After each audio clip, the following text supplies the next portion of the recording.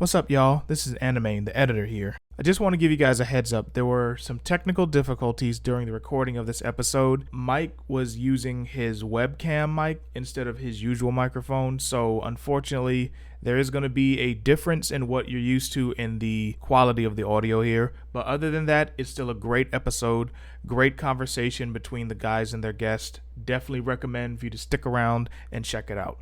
And with that being said, let's get it, let's go. Hello, and welcome to the Ascendant Art Podcast, where we are on a search for art that is ascending above mainstream. This is Mike with Catalytic Comics here with Vinny from Little Chad and Joey from Keeper's Canon. And tonight we've got the comic book Ant with his project known as Decay. How are you doing tonight, sir? I'm doing fantastic. Thanks for having me. Absolutely. So, I know we had been talking back and forth a little bit, and I had taken a look at first issue of your comic. So tell people about Decay, tell them about the series and what you're doing with it currently. Absolutely. So Decay is a supernatural revenge thriller, very bleak, very dark, inspired by Frankenstein in a lot of respects. One thing I was very happy is that it's very adult in its themes, but it's got some violence, but it's not like gratuitous, it's not a lot of cursing or there's no nudity or anything like that. So if you like human drama with some comic book trappings, I think you'll really enjoy it. How many issues have you got out now? I think it's the second issue you're releasing currently. Yes, there are two. I'm releasing issue 2 in May. Yeah, so from issue 1, just tell us a little bit about just kind of what happens in the story. So essentially what happens is there's two, a brother and sister. Their parents die in Hurricane Katrina, and then they go to, the sister is a mortician, which plays into the story later, of course. The brother, Decay, goes to a house party to promote his business, and then his friend ends up getting shot. And then from there, we bring in an undead supernatural element, and then the real plot kind of kicks in. Nice. And yeah, because I do know, having read it, there are some definite twists in there. What inspired you to write the story? The idea of like loss and grief, everybody goes through it. It is a cultural unifier, unfortunately. Everybody can relate. Everybody has somebody they love that they've lost, unfortunately. So it's relatable, I would think, from most people. And then I wanted to do an undead story, not like your typical zombie story, something that's a little bit, I don't want to say more inspired because obviously, it's a subgenre, so you can do a lot with it, but more inspired than your typical just zombie, somebody came back from dead, shoot him in the head or something like that. For some reason, I'm thinking about, I'm not sure if you've ever seen this series before, but way back on Newgrounds.com, there was one called Zombie, but with an X instead of a Z. And I know for that one, the idea was that it started off as your typical zombie apocalypse, but there were a very small number of them that retained some of their previous intelligence, and therefore they had intelligence and self-control and were pretty much trying to figure out what was going on in this new world that had been created. That reminds me a bit of the movie Cold Bodies, mm-hmm. Which is also good. And that's why I think people say about how the zombie subgenre is like overdone. It is its own genre, yes, but I feel like you can attach it to other genres like romance. That sounds like a mystery, so to speak. This is a revenge thriller. That definitely sounds interesting, and I definitely think there's more to do with this premise. Yes, indeed. And another thing that I noticed too, kind of like reading from the issue 1, it seemed like, you mentioned the brother and sister, it seemed like for the sister, she had kind of gone a little bit different direction from her parents. And when you mention Hurricane Katrina, I do know also, of course, down in Louisiana, there's a little bit of the voodoo culture there, and it seemed like she was involved in some of that. So how does that factor in? Essentially, you're right. You're right in that they lost their parents at a young age. They're probably in their mid-20s. Hurricane Katrina was, I think, 2004. So, they would have been without their parents for most of their lives, almost 18 years. So it does affect them differently. And I guess you could say that in other cultures like voodoo, death isn't the end. Like there's voodoo, and then there's a little bit of overlap with the, I always say the actual name wrong, but Day of the Dead, where it's a little bit like, okay, this is just a stop.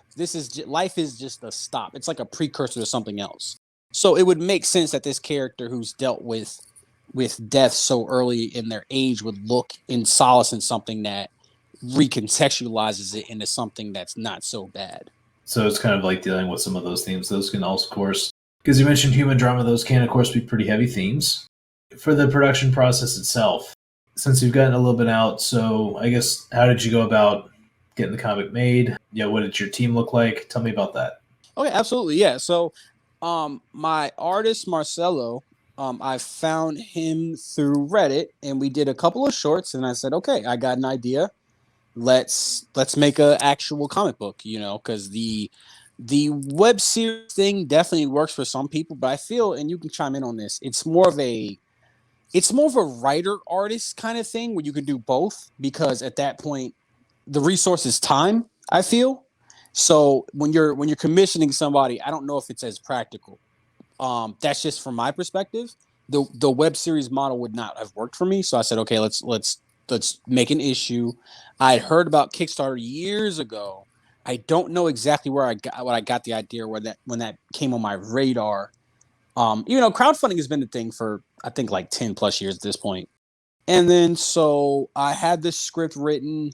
It's a 5 issue. I suppose you call that a mini series. One thing I want to emphasize, like this is the same story, but it just has 4 kind of breaks. Like breaks in between issues, which obviously takes months. But I wrote it all at once, essentially, within a couple weeks of each other, to make sure the story was super fluid. I could go back and adjust as necessary. I was always constantly in the world to reintroduce certain elements, pay off certain things. So that was super important.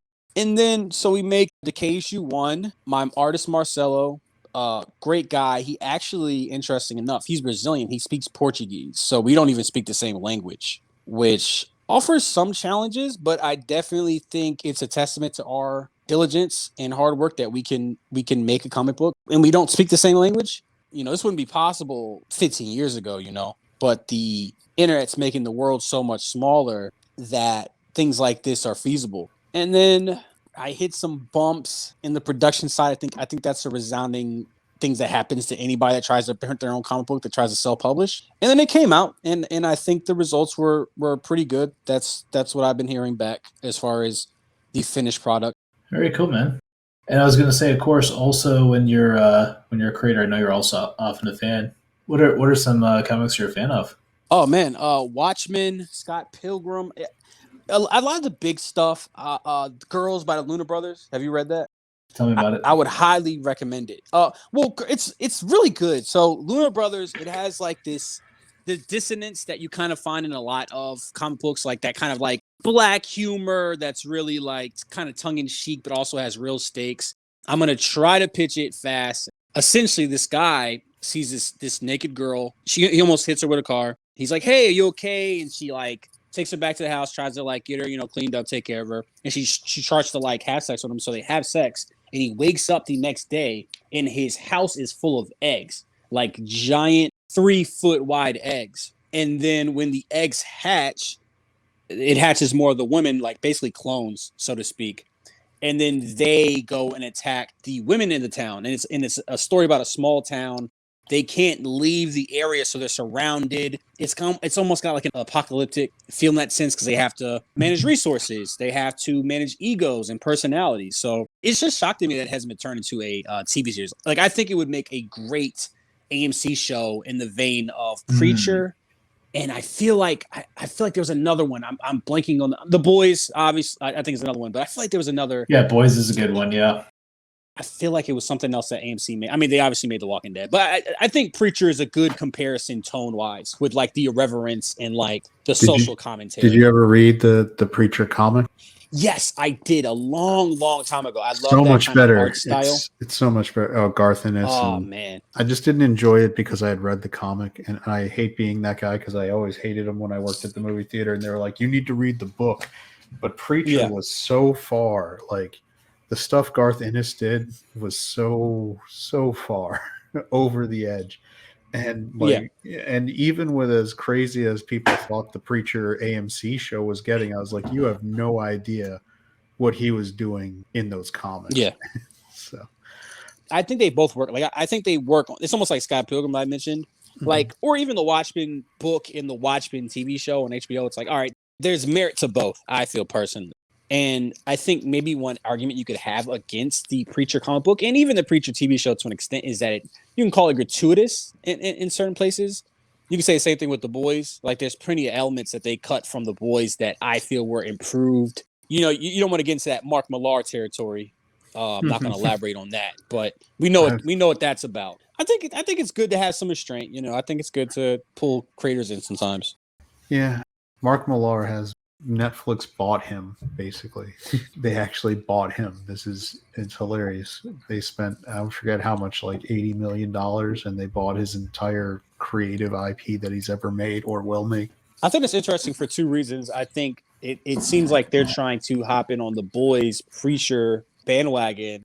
And it seems to me, and I'm curious how you guys feel about this, that Mark Millar pretty much writes comic books to be adapted into like movies or TV. Like, that's the sense that I get. Oh no, 100%. Like, I mean, the Magic Order is being adapted, and that was basically a Netflix pitch. The Kingsman was definitely a movie pitch, even though they changed a good amount of it before they made it. Kick Ass, you could Nemesis. say. But they're doing another one. When I saw what was the comic book with the time traveling guys, the Chrononauts or whatever, that came out, and I was like, that's 100% just a storyboard pitch. Did he do Oblivion Song, or was that Scott Snyder? That I don't know, but I definitely think there are people that use, like, I am a screenwriter.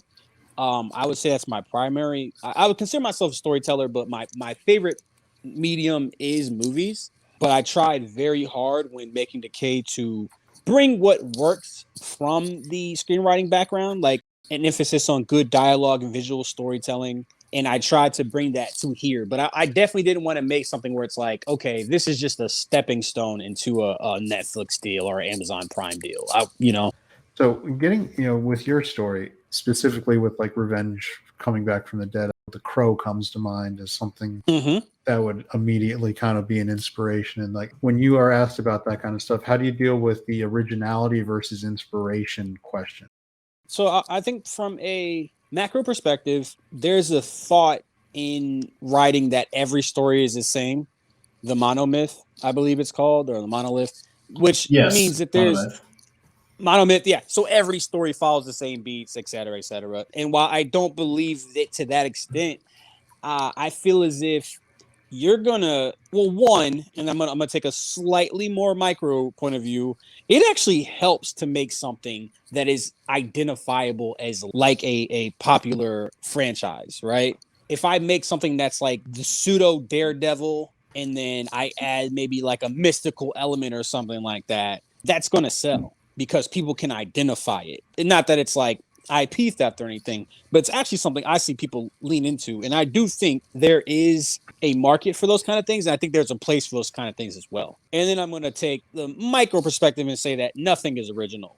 And a lot of great stories, like a Scott Pilgrim, nobody can call Scott Pilgrim derivative, but you can't call it original either. It's got like video games, anime, arcade games, so being original is not a point of emphasis for me. Being inspired is a point of emphasis. If I'm going to rip off the Crow, if you want to call this the Crow rip off, not saying you said it, of course, then I would say that, well, it's a very, very, very good rip off of the Crow. So that's how I feel about it. I mean, that immediately puts it above all the Crow sequels that ever got made. So good for you. I never even seen those. Yeah. So really good for me. No, I mean, I agree with you. I think that a lot of creators get hung up on the idea of, I can't do this because it would be considered a ripoff. And I was like, things have been inspired by and evolutions of other stories. I mean, Batman, you could argue, was an immediate evolution of pulp novels like The Shadow and Zorro. You can go with Superman immediately led to Captain Marvel, or what they call him Shazam now, but I hate that. Captain Marvel was his name, and it still bothers me that he has to go by Shazam. Those are just the examples in like comic books. I mean, you can look at DC and Marvel and Aquaman versus Namor, right? Namor predates Aquaman by years, but Aquaman becomes more famous. Green Arrow and Hawkeye. I mean, Slade and Wade Wilson. I mean, that one was a Same literal. company. That was Well, different. Wade Wilson with Marvel and tripping.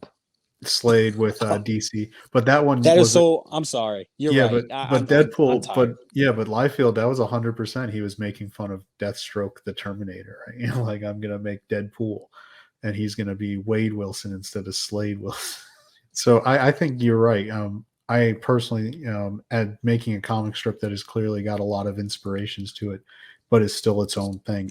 I think creators should feel more comfortable understanding and appreciating and wearing their, inspirations up their sleeve. Like if you look at the music industry, they never feel bad about being inspired by previous creators, right? It's a thing. Like no one ever was like, no, I can't do this song because it's going to have some similarities to the Beatles or some similarities to Run DMC or whoever genre, whatever. In music, that's never a problem, but in comic books and books, people try to like pretend that they completely made this stuff on their own and didn't have any things that inspired them as kids, and I think that's ridiculous. Yeah, agreed. I hate to be like a parrot, but I agree 100% with what you're saying. And so that's why I think with your work, just because you think you've seen or read it doesn't mean you've read this one. And when it's executed well and when it's a story that's really good, I think that people should give those things a chance and not make that a reason not to explore supporting independent creators either. The mainstream comics industry has been derivative for years, and we've been getting diminishing returns. So at least let the indie creators do something new and support them. I actually have a story about that. So I obviously have a Kickstarter coming out in May. And so I'm trying to get people signed up, get some excitement. And then I was like, hey, do you want to sign up for my campaign? And the guy was like, oh, what's your story about? And I said, oh, it's about supernatural, life and death, etc. And I was like, think about like Frankenstein and the Crow. And he was like, I've seen those. What makes this different? And this is a fellow creator. And I get that people want to try to not teach you a lesson, but try to get your brain moving. But I was like, why does it need to be, like you said, like, why does it have to be different? And I couldn't think of an answer. So I said it's set in New Orleans, and he never responded back. But I think that goes to what you're saying, which is a reductive line of thinking that just because something resembles something else, it's bad. And again, if we look at Deadpool, nobody can say Deadpool isn't profitable. There is an argument that Deadpool is like a top 5 character in comic books, in general. So that's just a story that goes along with what you were saying. I hate, and we've talked about like the pitches. Like I think Mike, you've talked about with Common America when they make fun of like how people are just like, pitch me what your thing is like, and pitch me what your thing is. It's different. And the X meets Y. Yes, it's why. And I feel like it's like I've heard this story before. What's different? Like, well, listen to what my story is. Let me tell you my story, and don't just like either dismiss it out of hand or try to make it just in your mind only the derivative things that you're thinking of. And because I know these derivative things pretty well, I don't want to have any interest in you. What? Forget that. I mean, there's a reason people like genre. I mean, when you go into a bookstore, you go to the genre section that you like. With books, it's funny, you wouldn't say, oh, I'm tired of sci-fi books. People who like sci-fi books go and they live in it. If you've got any person who likes romance novels, they're all the same. I mean, I own like 30 Forgotten Realms novels at this point, so. Or the sword and sandals type books. They're the fantasy. I mean, people devour them. And so listen to what my actual story is before you just dismiss it because of the genre or conventions that you say you're familiar with. It's such I don't want to work that hard to have to like compare it to something and then have to like work away from that comparison. Like I'm not that concerned with it, just never mind. It's not for you then. That's how I feel personally. I appreciate that you're not giving time to someone who's just dismissing, like your creative process just because like they think they already know it. So getting off my soapbox now. In terms of your comic, I know it looks like you have digital only as well as print. Tell us, just getting into the nuts and bolts of the experience, which was obviously digital is what is very easy for people to make, but you still have print copies too, right? So which do you prefer, digital versus print? I would say that you make the more money on the digitals, at least as I release primarily through Kickstarter. So let's say, especially now, the cost of printing is up. Let's say to print a single issue out of a 200 it costs $350 per issue. So I have my one issue for $350. I can't just hand you a comic book. I have to buy a bag and a board, which might be anywhere from 25 cents to $1. Then I have to put it in a package, and then I have to ship that out, and then I have to pay the $3.19, which is either going to come from your or to mine. So, I think I got something near $7. So if I sell it for $10, which is a lot for a comic book, I'm already asking you to go out on a limb to support this thing that may or may not be original. You don't really know me as a person.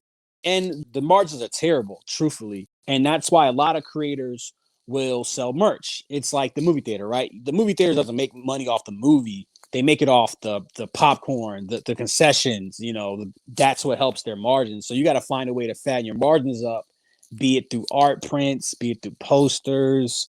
One of my favorite rewards that I had was I took music that was inspired by Decay and I put it on a mixtape, like a CD. And it's basically weightless and it's something that's unique and fits kind of like the atmosphere, the Louisiana kind of, the rap music around there. And it's also super quick to make, so you got to find a way to fatten up your margins. From a creative standpoint, digital is definitely where to go. I send PDFs to people. That takes 10 seconds. It might take me, I got to order the prints. I got to make sure the margins are good on those prints, which is a whole thing. I got to find the back end board, etc. So typically I like selling digital more if it's a one-on-one. From a consumer standpoint, I want the physical copy if I have a lot of friends in the industry, fellow creators, probably guys you guys have had on the show. I want one of their physical copies because it's like sentimental value. If you don't have that, I'm completely fine with digital. I don't need several boxes of comic books that are a pain in the ass when I have to move. Yeah, I think that digital definitely has a lot of the advantages. I do lean into just physical copy. I think there is kind of an emotional, visceral connection that comes from physically reading a physical book. From the business side, it is so much more advantageous to be able to get your content out quickly into readers' hands. Mm-hmm. The only thing that bothers me is with Amazon getting Comixology, how that platform is just so terrible now and really discourages some of the creators who used to have an avenue to put their comics into the hands of people like the Comixology store used to be really good for that. I don't think I'd recommend anyone getting in there now that Amazon is like screwing it up. But I want to talk about my business model real quick, if that's all right. Oh yeah, I'd love to hear that. So I came from a screenwriting background, like I said. Nobody knew me in the comic book indie. I say comic book industry, and when I say that, I'm referring to the indie comics. So I had to find a way to get word of mouth fast. Now, I believe in the product. So I said, okay, I'm going to give this thing away for free. And then I guess it's kind of like a handshake deal. If I give it to you free and you like it, I would hope that you would at the very least spread it via word of mouth, or you would hopefully, back the campaign when it comes out or buy a physical copy, etc. So I do think people are too precious with their issue ones. This one guy was like, normally what you'll do is you'll offer up your issue one to other Kickstarters. So everybody wins. The consumer gets more comic books. You get more exposure. The guy's campaign, they get more value. So the customer gets more value for the buck. And this guy was like, I don't get why I should give away my issue one. Maybe I can give away a preview, like a couple pages. And it's like, well, that's not a reward. That's a preview. Of the 7 billion people on this earth, most people aren't going to read your comic book. If it's free, if you hand delivered it, putting it behind a paywall, you'll get a little bit of money back, but you might be turning off people that would be a lot more willing to invest more. You might be cutting your margins short in that case. So at least for me, I think getting your issue one out to as many people as possible is the most important thing, especially if you're not going through a indie house, like you're publishing it yourself. A harsh lesson I learned through my many failures in previous endeavors was that I assumed that just a random person would care about what I care about because I cared about it, but they don't care. Like, you got to convince people that don't know you, don't care about you, they don't care if you eat or not, to invest money into your product. And I think when developing your distribution model, that should be the number one thing that you keep in mind. So I wanted to give some of my experience and some of my perspective on that. No, those are great things, because that's one of the things we love talking to people about, is not just like the creative process, but the actual nuts and bolts of the business of making it work. Because there's so many different ways people are finding success. Obviously, not everybody's doing the iconic comics model, and so I love hearing, and I think Joey and Mike too, just how that's doing. Mike obviously is working on his own comics project, so I'm sure he might have some questions or thoughts on that. Yeah, and it is pretty amazing because There are plenty of people who will say they care right up until the point that you ask them to spend a few bucks, even just a few bucks, and suddenly Right. they don't care as much. Yeah, that was something just from digital marketing. It's like, can you get them first to just take as simple of an action of giving their email to you for the mailing list? And then the next step is, can you get them to spend $1? Because there is a world of difference between someone who will spend $1 and someone who won't. I just don't. But What yeah. does that dollar do for you? Like I think you're better off just foregoing the dollar. Okay, so for instance, let's say I have 10 people that want to read my comic book, and I say, hey, it's behind this paywall. 5 of them don't respond because that's probably what's going to happen. It's probably going to be more. And then 5 of them to say, okay, I'm going to give you $1. If you give away for free and then you release like a physical copy, and let's say the physical copy is $10, maybe 2 or 3 of them buy physical copies, you just made more money. It's almost like throwing a small fish back in for a bigger fish. No business starts off making money. I mean, that's just a fact. I understand we all want to get back into the black, but you don't want to cut yourself short, especially $1 at a time, you know? Yeah. And of course, the thing about the dollar is the expression, but the key is, what does it take to convert somebody from a non-paying to a paying customer, right? Mm-hmm. Yeah, and I feel like when I give away my copy for free, it's almost like a handshake. It's almost like a trust. And I don't really like mailing lists. It might be something I do later. But like even mailing lists I sign up for, when I get the email, I'm like, oh, this fucking sucks. Sorry, can I curse? I curse all the time. It's cool. Okay, Yeah. sorry. But I understand when to get, like I said, try to get your money back, but you got to go into it the understanding that I don't want to say there's only so much money, because you can use your fellow creators can help you. Their audience can become your audience, etc. But I think people should take a step back and really look for what's the best thing. And yeah, like when I get an email about a mailing list that I signed up for, not let alone something I didn't sign up for, but even one that I signed up for, I'm like, oh my God, like it's just annoying. So I think establishing that person-to-person rapport is very important. Like, hey, what'd you think? Oh, this, that. Oh, cool. This will be out then, like that back and forth to really you to understand what they want to get their points. I think it's super important. So like I said, I know mailing lists work for certain people, and my point really is that it's on a creator per creator basis. But I'm just giving you my perspective on things. Yeah, and that's the great thing of the internet, right? There's so many different channels now to get discovered. And what is, of course, cool with emails, yeah, you got the captive audience, and you can send to them all the time. And I remember also, for some reason, I wanted to go back to this earlier, but you talked about making a mixtape. So, Absolutely. And so it seemed like that's actually a fairly unique offering. I don't see a lot of people who offer music as a part of it. So the thing about the mixtape was that I have a lot of friends. I'm in my mid to late 20s, and a lot of my friends are rappers. I know a lot of musicians. So for me, it's like, okay, I get to include my friends in my process.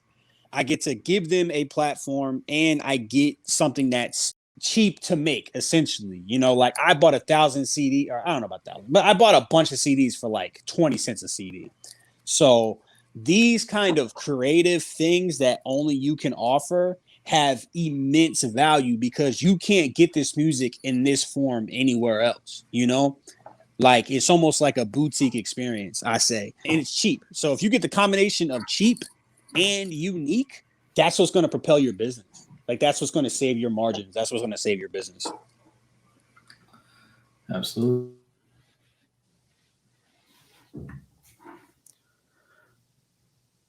Mike, What'd you guys I And then, was curious what Mike thought about the comic book. Just the actual content, yeah. So one thing that was very interesting was you did take one piece of the end, and then you kind of did that twist on it that we were not expecting. So it's the question of like, okay, like we see that piece of the end, you're kind of filled with that sense of dread of like, okay, we're watching this tragedy at the beginning, and then we're like seeing the steps leading up to the tragedy. And people are making a lot of bad decisions. Yeah, Yes. That's a fair point. That's a very fair Even point. as they're trying to make excuses of like, no, it can work. And also that too, there was a piece of foreshadowing where the girl talked about with a particular type of magic that she did, that there's always some price to be paid or some cost that comes along with it. So She literally said, and it's never good. And it's never good. I actually like that line Exactly. because a lot of times you want to be subtle with dialogue, of course, but sometimes it's also great just to put that period on a situation, you know. So I'm glad you like that line. Yeah, absolutely. And so, of course, that's also even when you get to the ending, then you have to remember it's like, okay, we just said earlier that the outcome of this is something that is never good. So it's like, okay, what is this going to get us into for the future issues? It makes you want to find out what happens in issue 2. Mm-hmm. And I do think there's a bit of a like the foreshadowing is super obvious until you get that reveal, and it's like, oh shit! Like it just adds a dynamic based off the information that we get earlier. And I hope I'm making sense, at least to you guys who read it. But like, So do we not want to spoil the end of the first book either? whatever you guys want to do, you know, like whatever you think is going to sell this book. I mean, I just think it's interesting that they're literally having this conversation, and she says, "You don't bring people back from the dead. It's never good." Yes. And then she literally brought somebody back from the dead at the end. You saying it didn't make sense, or are you saying that like it was a bad decision? She knows it was a bad decision.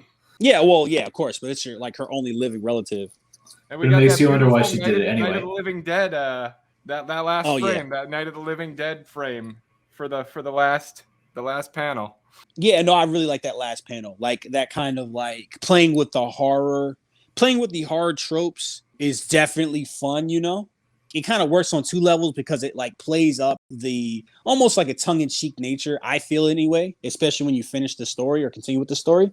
And then it's a great cliffhanger, you know? Yeah, we're gonna find out who was talking to him during that part. You gotta keep reading, man. I can't give away everything, you know. Leave some mystery.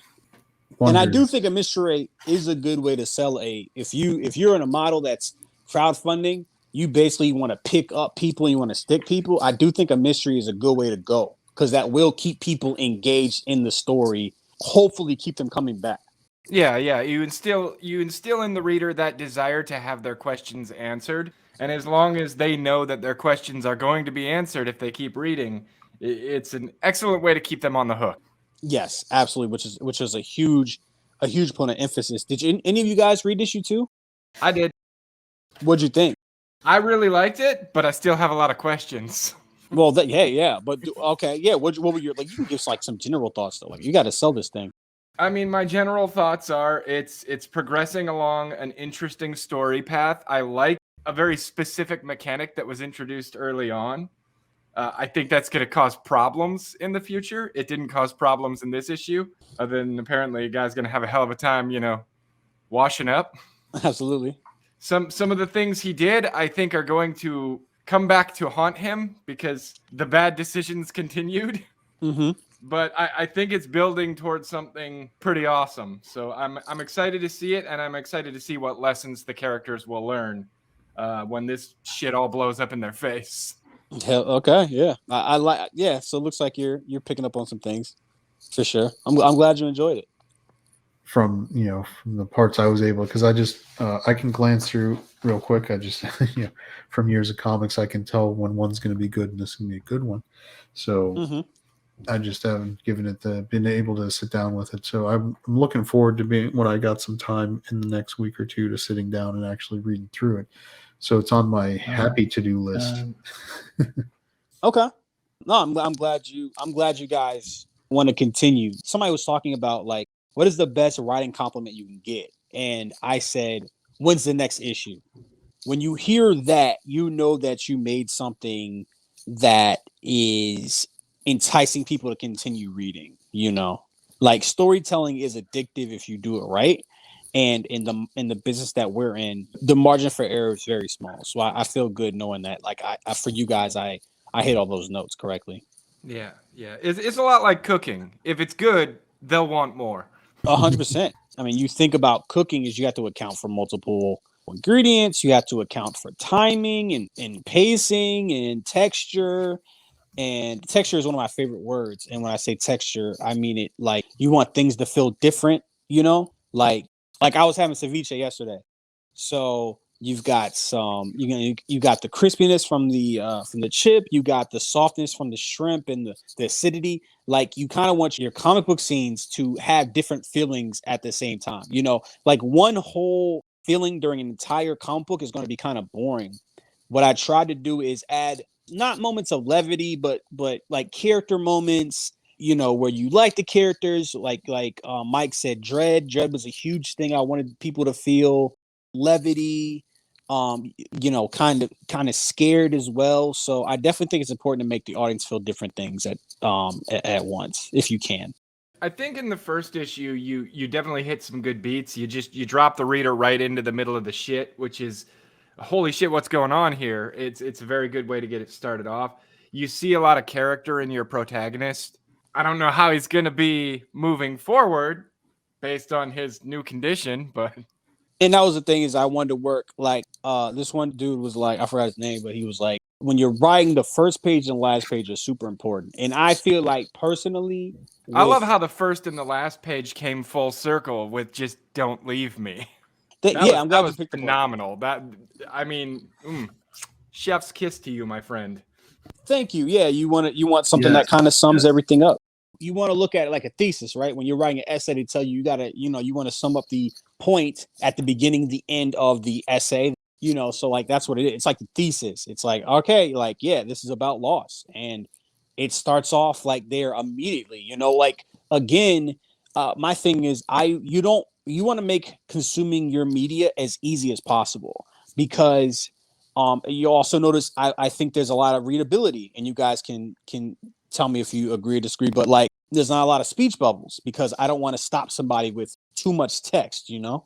So it's designed to be easy to read, essentially. Yeah, it gets a lot done visually. Like in the first issue, when they're visiting the graveyard, there's very little words passing between them, but you get a bunch of character information.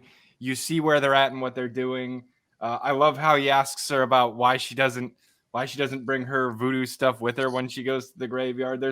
There's a lot of character development with very little dialogue needed. The art is just so on point. Like, I really like the art style.